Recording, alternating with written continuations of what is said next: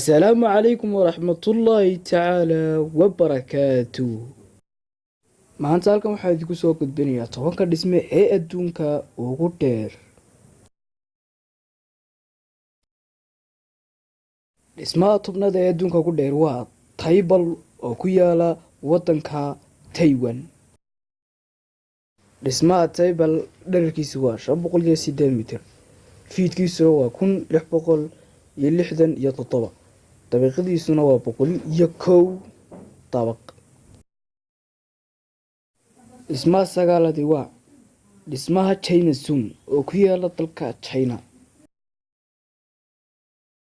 dhismaha China Sun dhererkiisu waa 528 mitir, fiidkiisuna waa 1732 fiid, dabiiqadiisuna waa 108 dabaq. dhismaha sideed waa Tianjin Star Financial Center oo ku yaala dalka China. dhererkiisu waa 530 mitir, fiidkiisuna waa 1739 fiid, dabiiqadiisuna waa 98 dabaq. dhismaha toddobaadna waxa weeyaan Zhuangzhou Star Financial Center oo ku yaala dalka China. dhismahan dhererkiisa waxa lagu qiyaasay 530 mitir, fiidkiisana waxa lagu qiyaasay 1739 fiid, dabiiqadiisuna waa 11 dabaq.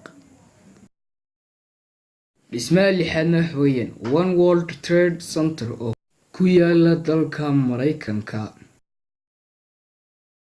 dhererkiisa waxa lagu qiyaasay 5413 mitir, fiidkiisana waxa lagu qiyaasay 1776 fiid, waana 104 dabaq. dhismaha afraad waa Bain Fencing Center oo ku yaala dalka China. dhismahan dhererkiisa waxa lagu qiyaasaa 599 mitir, fiidkiisana waxa lagu qiyaasaa 1965 fiid, dabiiqadiisuna waa 115 dabaq. dhismaha saddexaad waxa weeyaan Araj Al Bait Clock Tower oo ku yaala dalka Sacuudi Arabiya. dhismahan dhererkiisu waa 601 mitir, fiidkiisuna waa 1971 fiid, 120 dabaqna weeyaan. daarta labaad waa Shanghai Tower oo ku yaala dalka China. dhererkeedu waa 632 mitir, fiidkiisuna waxa weeyaan 2037 fiid, dabiiqadiisuna waxa weeyaan 128 dabaq. daarta koowaad waa Burj Khalifa oo ku yaala dalka Imaaraadka Carabta.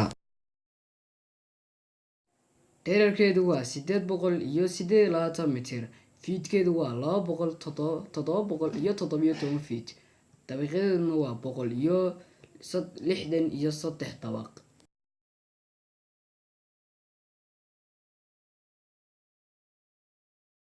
intaas ayaa jeclaystay inaan maanta idin soo gudbiyo. walaalkay Cabdiqays oo idin leh ismaqal dambe oo xiisa leh. wasalaamu calaykum waraxmatullaahi wabarakaatuh.